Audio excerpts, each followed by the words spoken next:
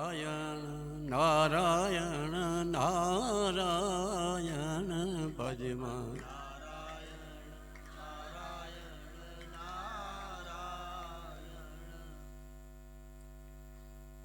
સૂર્ય નારાયણ ભગવાન કી જય।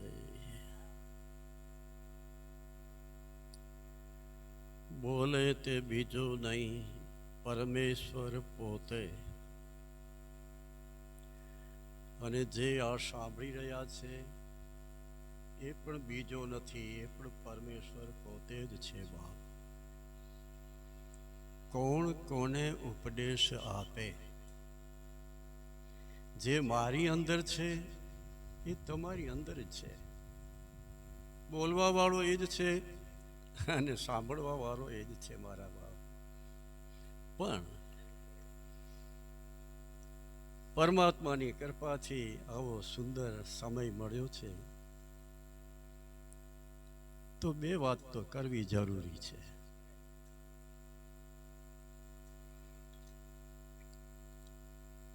સત્સંગ આપણે સતત બોલતા હોઈએ કે સત્સંગ સત્સંગ, પણ સત્સંગ સાથે આપણે જોડાયેલા નથી।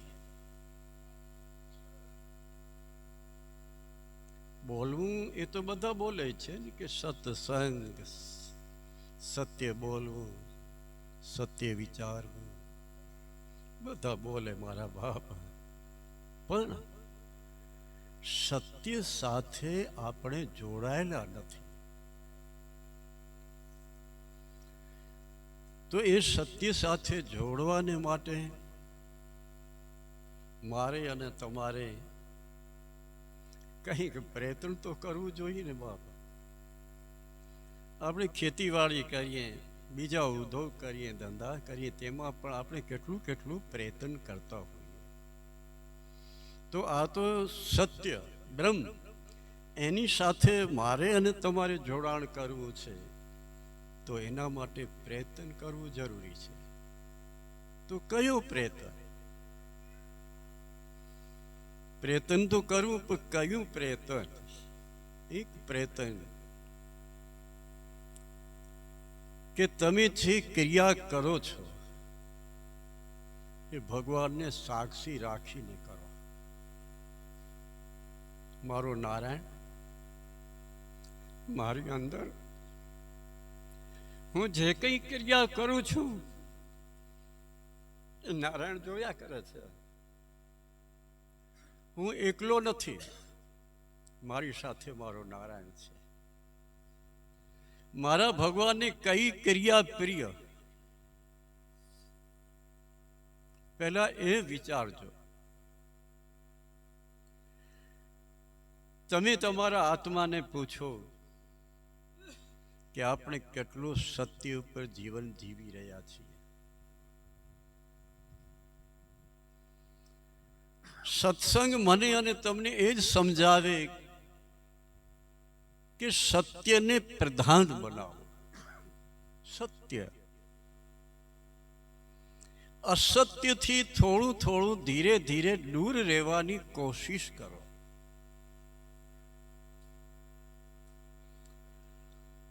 એક સત્સંગી, બીજો કુસંગી।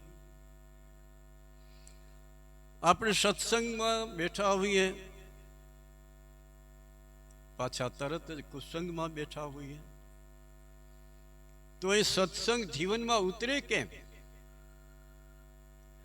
જેની સતત ધારા સત્યમય, કે જેને કુસંગ પ્રિય લાગતો જ નથી, સત્ય, જેના વિચાર શુભ, જેની વાણી શુભ, જેની આંખ શુભ અને જેની જીભ પણ શુદ્ધ છે ને બાપ, એ તો જગતને વાલો લાગે તો મારા નારાયણને વાલો ન લાગે? લાગે જ। તો આપણે બીજું કંઈ કરી રહ્યા છીએ। એટલે તમારી વાત નથી, આ તો મારા જીવનની જ એક વાત છે। તમે તો તમારી અંદર તો મારો નારાયણ વિરાજે છે, તમે કદાચ ખોટું ન પણ કરતા હો, પણ હું તો મને સમજાવું છું. તુલસીદાસજી મહારાજે એને કહ્યું કે આટલી બધી રામાયણ હોવા છતાં તું શું કામ આ રામાયણના ગ્રંથ બનાવ્યો? તો તુલસીદાસ મહારાજે કહ્યું, જવાબ આપ્યો કે નારાયણ, આ જે રામાયણ મેં બનાવી ને એ મારા મનને શ્રોતા બનાવ્યો છે. જગત લાભ લે કે ન લે એની સાથે મારે કંઈ પડી નથી, પણ મારો મન શુદ્ધ થાય, મારો મન પવિત્ર થાય, એટલા માટે જ હું આ ગ્રંથની રચના કરી છે. જો આવા મહાપુરુષો મન ઉપર ધ્યાન દેતા હોય, મન ઉપર જો નજર રાખતા હોય, તો બાપ થોડુંક તો આપણને પણ મન જોવું જોઈએ કે નહીં, કે મારું મન ક્યાં જાય છે. ભગવાને આપણને બુદ્ધિ આપી છે મનને સુધારવા માટે. જે મન 24/24 કલાક ભટક્યા કરે છે, રખડ્યા કરે છે, ન કરવાનું કરે છે, અને મનના વિચાર સાથે આ શરીર ઉપડ્યા કરે છે. હું આવ્યો અહીંયા, જ્યારે મને ઉપાડ્યો ત્યાં અહીંયા આ શરીર આવ્યો છે કે આજે મારે ભાડે જવું છે, ત્યારે આ શરીર 100 કિલોનું અહીંયા આવ્યો. તો જે મન કહે છે એ આપણે ક્રિયા કરીએ છીએ. તો એ મનને સુધારવાને માટે, મનને પવિત્ર કરવાને માટે એક જ ઉપાય છે, હરિ નામ સ્મરણ. મનને પરમાત્માના નામના બાંધી રાખો. જેવી રીતે હરાયો ઢોર રખડતો હોય, એના માલિકને ઘણા બધા લોકો કહેતા હોય કે તારી ગાય, તારો આંખલો અમારા ખેતરમાં પડે. હરાયો ઢોર રહે જ નહીં. પણ જો એનો માલિક જાગૃત થઈ જાય અને 8 દિવસ એના ઉપર ધ્યાન આપે, તો એ હરાયેલો ઢોર ખીલા ઉપર આવી જાય કે હવે મારો માલિક જાગી ગયો છે. એવી જ રીતે તમે પણ અને હું પણ મન ઉપર દ્રષ્ટિ રાખશું. મન કિચલમાં જાય ત્યારે એને વાળવાની કોશિશ કરો, તો એ મન સમજી જાય કે હવે મારો માલિક જાગી ગયો છે, હવે તો મારે હરિ નામ જપવું જ પડશે, હવે તો રામ નામ સાથે મારે પ્રીતિ કરવી જ પડશે. પણ આપણે મન ઉપર ધ્યાન દેતા નથી, એટલે ન કરવાનું થઈ જાય છે. જ્ઞાન કોને કહેવાય? જ્ઞાન ક્રિયામાં આવવું જોઈએ. જ્યાં સુધી જ્ઞાનમય ક્રિયા નથી ત્યાં સુધી જ્ઞાન નથી. ભક્તિ ક્રિયામાં હોવી જોઈએ. જ્યાં સુધી ભક્તિ ક્રિયામાં નથી ત્યાં સુધી ભક્તિ નથી. જ્ઞાન કોને કહેવું? જ્ઞાન એને જ કહેવાય કે જે પરમાત્માથી અલગ થતો નથી, એનું નામ જ્ઞાન છે. જે સતત 24/24 કલાક હરિનામ જપ્યા કરે અને બીજા બધા ઉપર સદભાવના રાખે, આખું જગત સુખી રહે. નારાયણ, આ શરીર આજે છે અને કાલે નથી. મારે મારા શરીરના સુખની કંઈ જરૂર નથી, કારણ કે મારો શરીર પાણીનો પરપોટો છો, ક્યારે ફૂટી જાય કહી શકાય નહીં. પણ નારાયણ, જગત સુખી રહે, જગત સુખી રહે એવી તું કૃપા કરતો રહેજે બાપ. આનું નામ છે જ્ઞાન. બીજાનું સુખ જોઈ આનંદ થવો જોઈએ, રાજીપો આવે. બીજાની બુદ્ધિ જોઈ કે આની બુદ્ધિ કેટલી પવિત્ર છે, કેટલા સારા ઉત્તમ વિચાર છે, એવી બુદ્ધિ જોઈને પણ મને આનંદ થાય. એવું મારે જીવન જીવવું જોઈએ બાપ. જીવન એક ધારા છે બાપ. કોઈના 50 વર્ષ, કોઈના 60 વર્ષ, કોઈના 100 વર્ષ. મેકંડાડાએ કહ્યું ને કે રાય કિસ્ત્રો ગલે જે મેં રોજ માપ પીયો. રોજ માટે તારીખનો પનો તૂટે અને આયુષનો દિવસ ઘટે. તો એ જે 50 કે 60 કે 100 વર્ષની આયુષ કેટલો સમય રહેશે? તો એ સમયનો લાભ લેવા માટે પરમાત્માએ માને અને તમને કૃપા કરીને માનવ શરીર આપ્યો કે એ સમયનો લાભ તમે લઈ શકો. માનવ શરીર એક બારી કહેવામાં આવી છે. લક્ષાગ્રહમાંથી નીકળવાને માટે આ બારી છે. અને એ બારી જો હું અને તમે ચાંતરી જશો તો વળી પાછો 84નું ચક્કર ચાલુ છે. ઘણા એવું બોલે કે પછી શું, આપણે મર્યા પછી શું થાય છે? તો આપણી નરી આંખીથી જોયા કરી છે કૂતરાને, ગધેડાને, બિલાડાને, પશુઓને જોયા કરી છે એની કેવી પરિસ્થિતિ થાય છે. તો એ બધી જોનીઓ હું અને તમે ભોગવીને આવ્યા છે. બધી જોનીઓ એ ભોગવતા જ્યારે અતિશય, જ્યારે આ મનને અતિશય જ્યારે પીડા થઈ છે ત્યારે પરમાત્માએ કૃપા કરી અને માનવ શરીર આપ્યું. અને એ માનવ શરીરની અંદર જો આપણે એકબીજા સાથે હિત ન કરીએ, એકબીજા સાથે પ્રેમ ન કરીએ, પરમાત્માની સાથે પ્રેમ ન કરીએ, હરિસ્મરણ ન કરીએ તો આ જેમ નદીમાં પાણી આવે અને વયો જાય તેમાં શરીર વયો જશે મારા બાપ. આખર તો મરવાનું જ છે. પણ મરણ કેમ સુધરે? સંતો મહાપુરુષો મરણને યાદ કરે છે. મૃત્યુદેવ ક્યારે આવે અને ક્યારે અમારો હિસાબ ચોખ્ખો થાય. મહાપુરુષો મરણને યાદ કરે છે, મૃત્યુને યાદ કરે છે કે તું આવ, અમે તૈયાર છીએ. પણ મને કોઈ કહે કે તું કાલે મરી જઈશ તો મને બીક લાગે. કારણ કે મારા મનની વૃત્તિ સંસારની અંદર રહેલી છે. મારા મનની વૃત્તિ આ શરીરમાં લાગેલી છે. જો શરીરમાં લાગેલી હોય તો શરીરના સગા સંબંધીઓ એમાં પણ મારું મન ફસાયેલું હોય ને. આવી રીતે આખો સંસાર એ મનથી જ ઊભો થયો છે. આખો સંસાર મનની અંદર જ છે. અને એ જો મન પરમાત્માને શરણે જાય તો એ જ મન રામરૂપ બની જાય, એ જ મન શિવરૂપ બની જાય, એ કૃષ્ણ સ્વરૂપ બની જાય. આપણી નદી હોય ભાડા ગામની, અને હું એ ભાડાનો જ છું. ભાડા ગામની નદી જો સમુદ્રમાં ભળી જાય તો હું કહું કે સમુદ્ર દેવ મારી ભાડાની નદી પાછી આપો, તો કોઈ દિવસ ન આપે. એ તો કહી દે કે સાગરમાં સાગર ભરી ગયો, સમુદ્રમાં સમુદ્ર ભરી ગયો.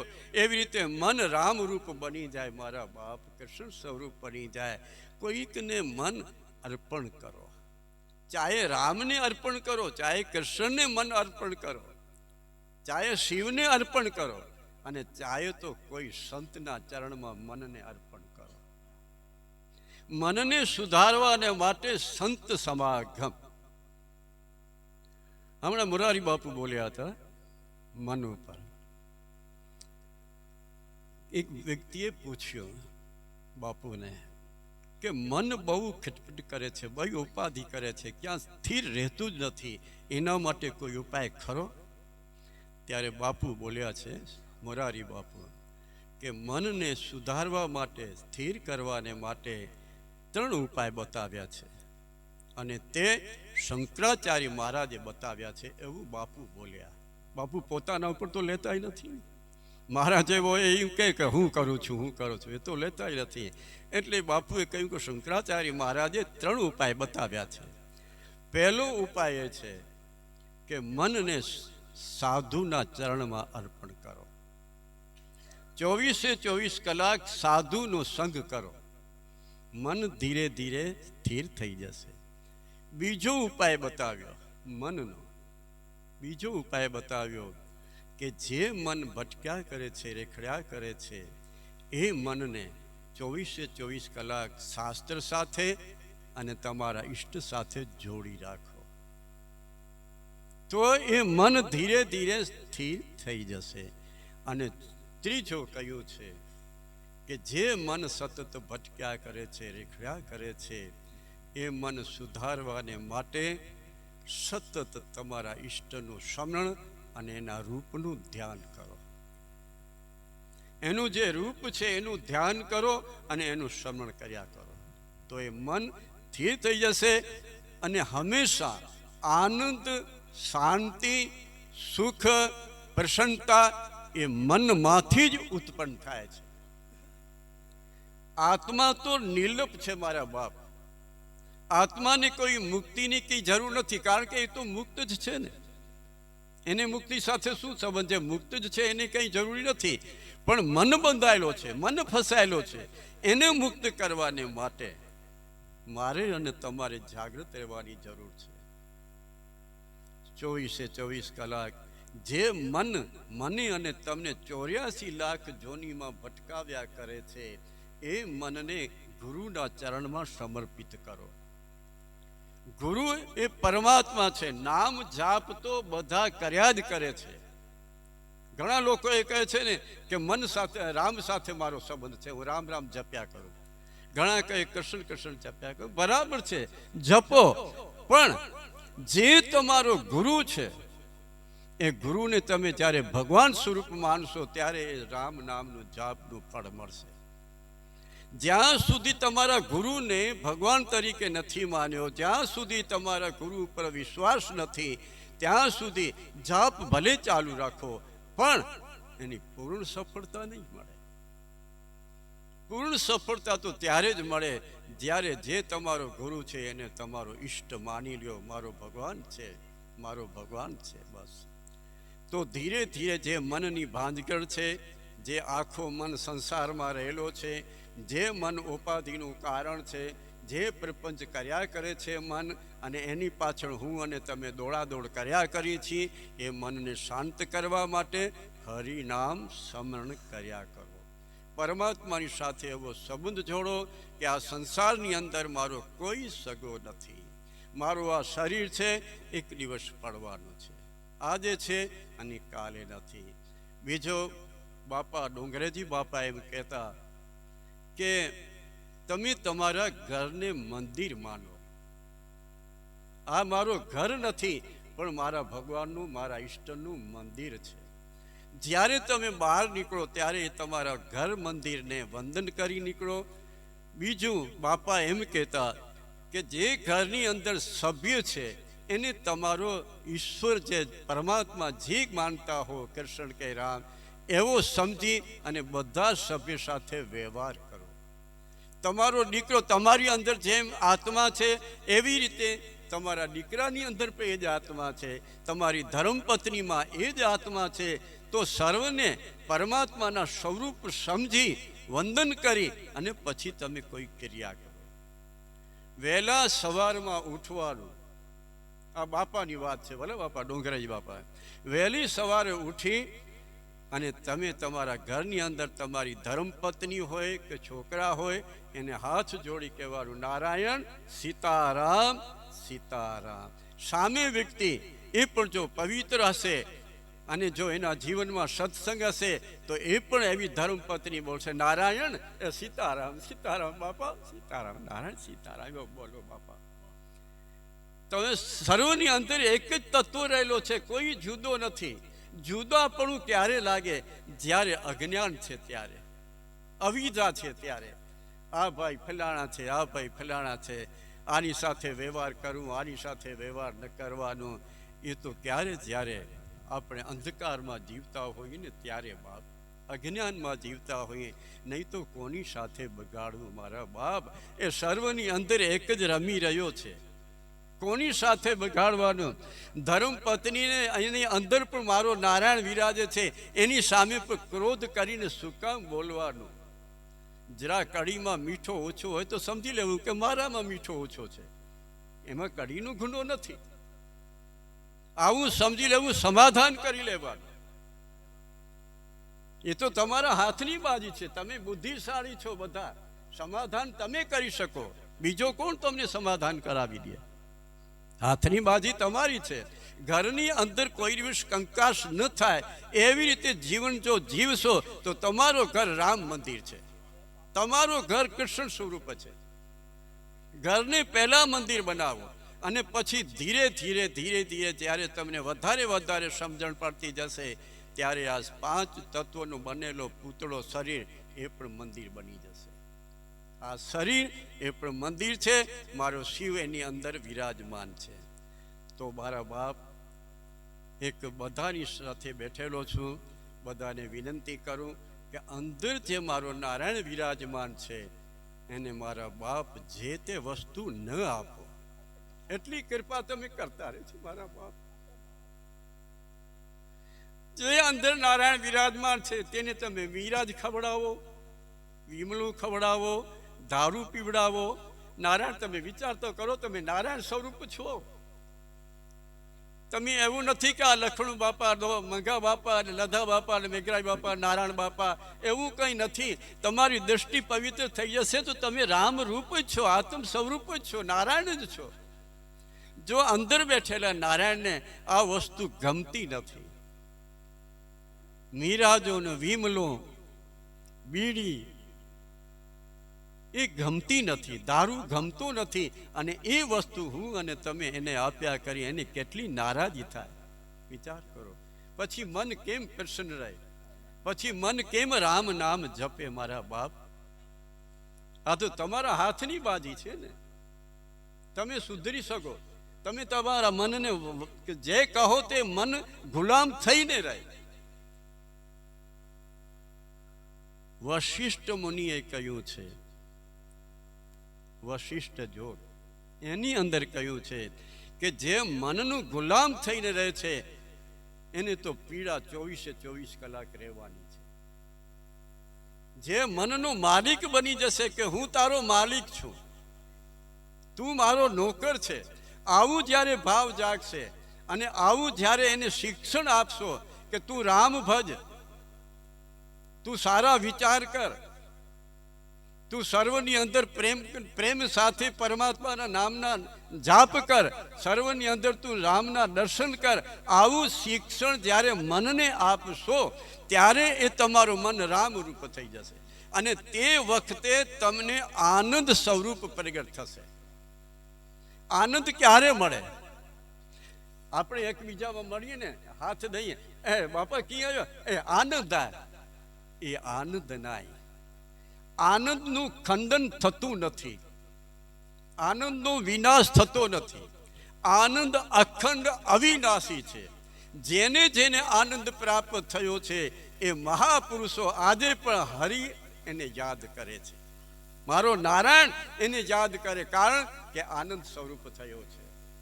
આનંદ સ્વરૂપ એટલે જેનું મન શુદ્ધ હશે, પવિત્ર હશે, એ 24 કલાક પ્રસન્ન હશે, રાજી હશે અને આનંદમાં હશે. આનંદ એક ઈશ્વર સ્વરૂપ છે. આનંદ જ્યાં ત્યાં મળતું નથી.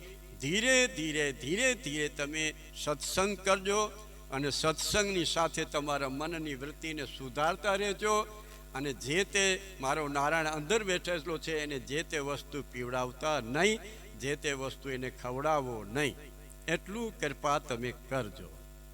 આટલું કહી જય સિયારામ, જય સિયારામ.